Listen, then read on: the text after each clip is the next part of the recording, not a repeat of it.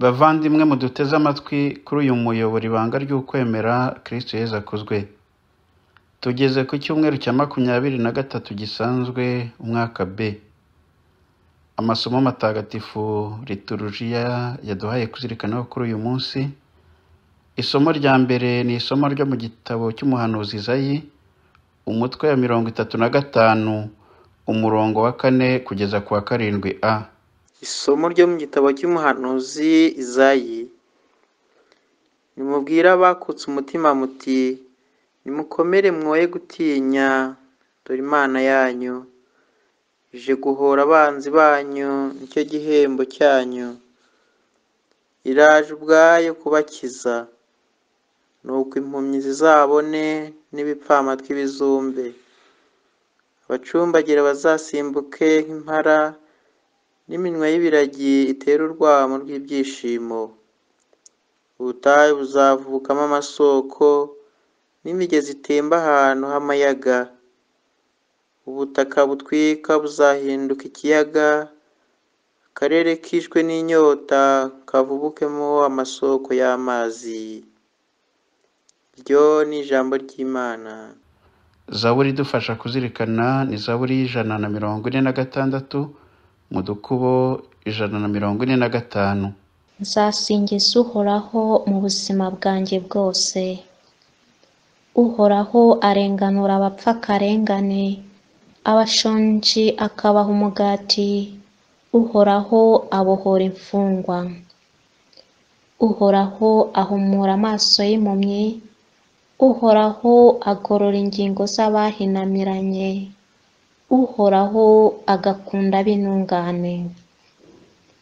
Uhoraho arengera abavamahanga, agashyigikira imfubyi n'umupfakazi. Uhoraho ni Imana yawe, uko ibihe bigenda bisimburana iteka. Nzasingiza Uhoraho mu buzima bwanjye bwose.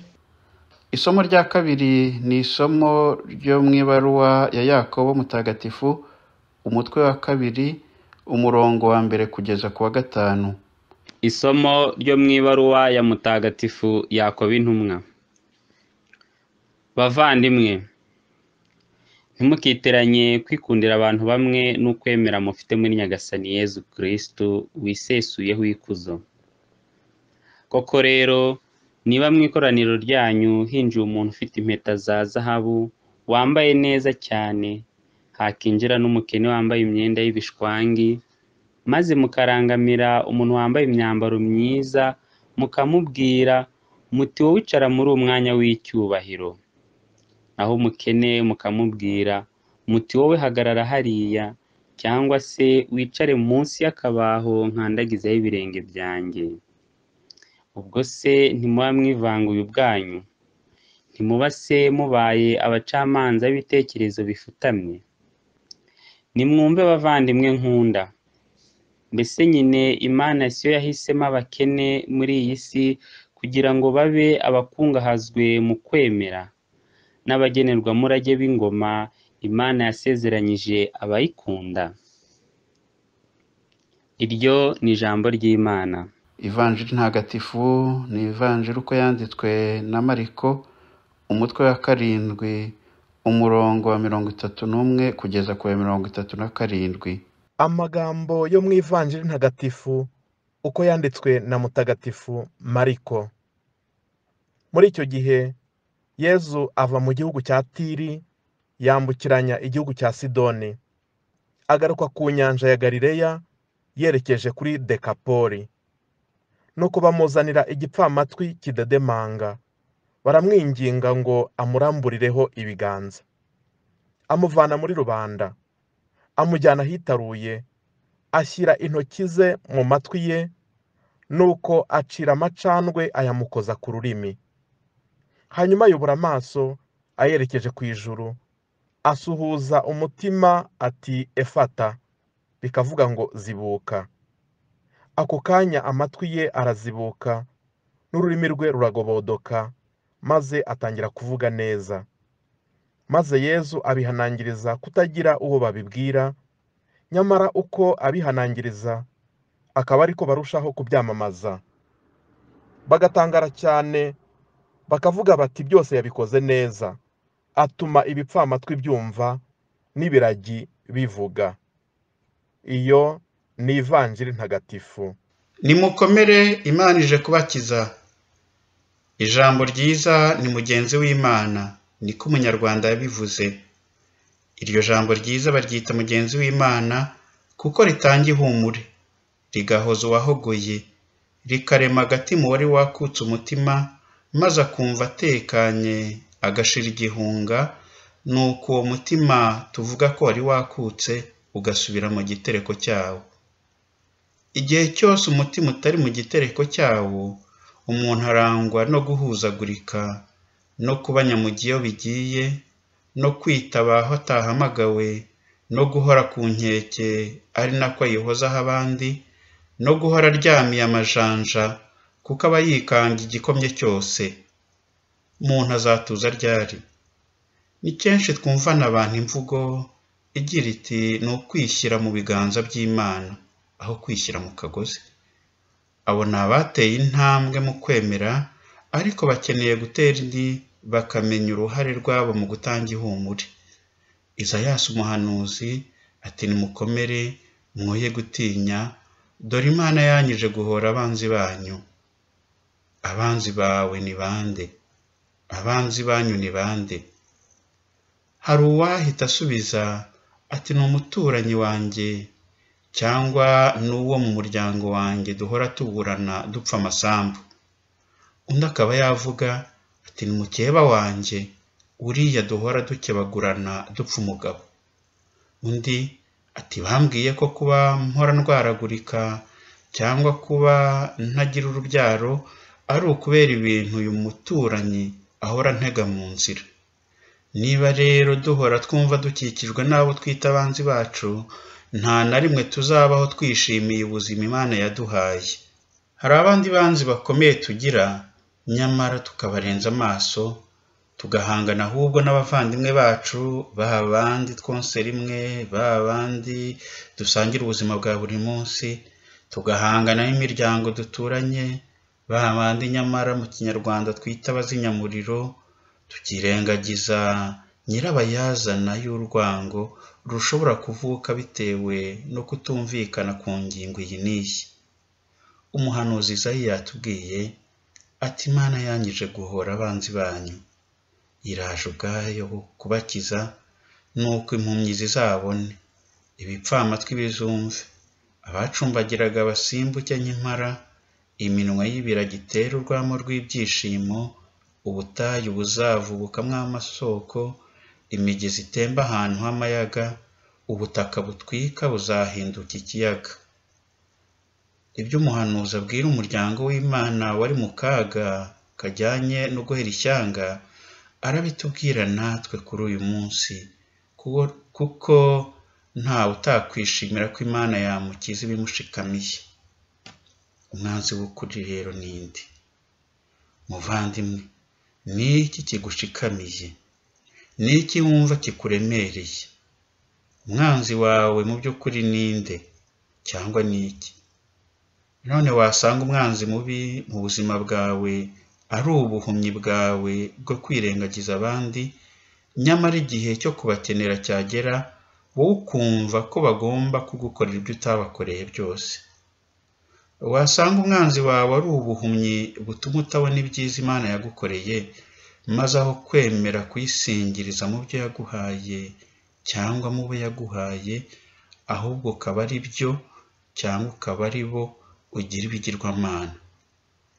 None wasanga umwanzi wawe ari ukutumva abandi, ntiwumve n'ijwi ry'Imana, ukirengagiza n'ijambo ryayo. None wasanga umwanzi wawe ari ukutagenda neza mu nzira z'urukundo kubera kwihugiraho.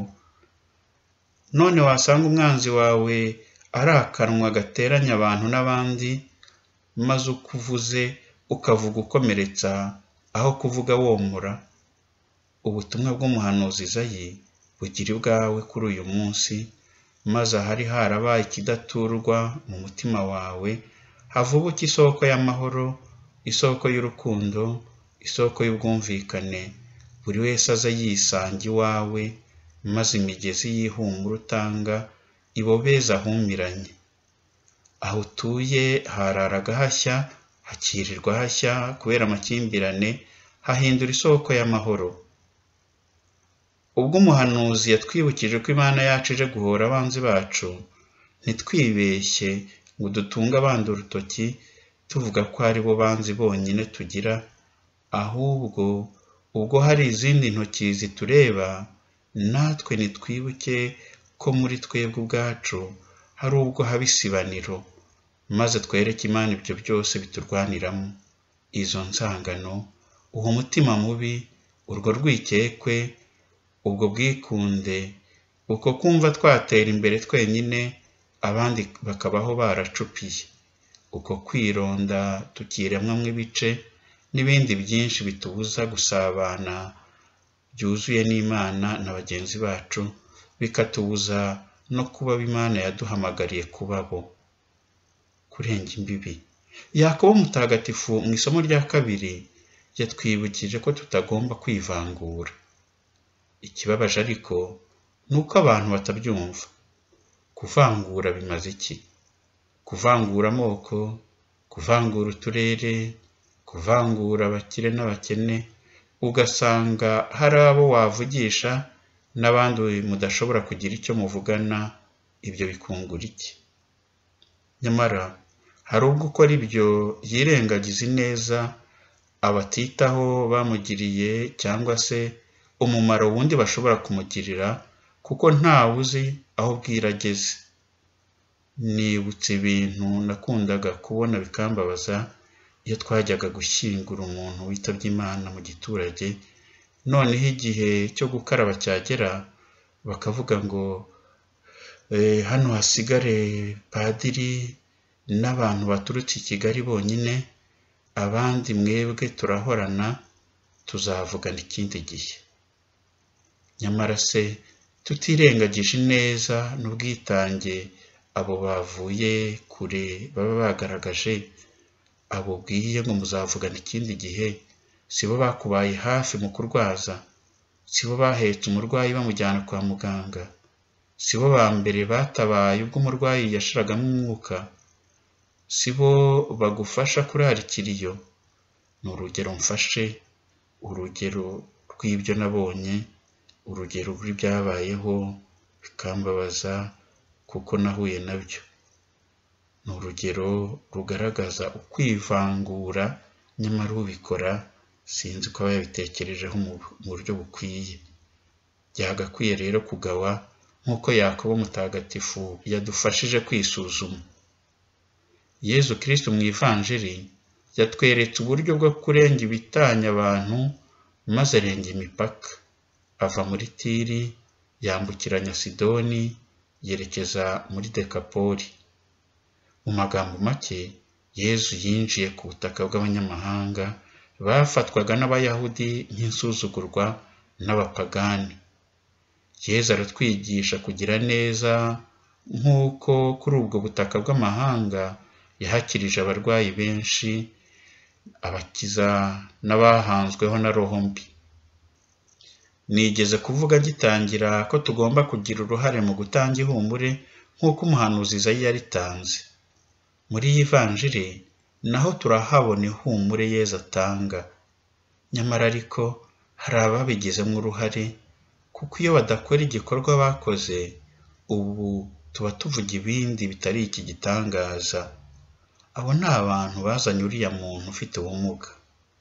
Ntashoboye kwisabira, abandi nibo bamufashije gukora urugendo rumugeza kuri Yezu no kumusabira Yezu ngo amuramburireho ibiganza. Muvandimwe, ujya utekereza gufasha abandi kugera kuri Yezu Kristo? Ujya utekereza kubasabira mu isengesho uvuga? Ujya ubashishikariza kujya gusenga ubwabo? Ujya ubibutsa ko Imana iriho kandi ko ibakunda? Ujya ubafasha mu kubanirana neza, kuko hari urukundo n'umubano Imana iba ihari nk'uko tujya tubiririmba? Twiyerekezeho.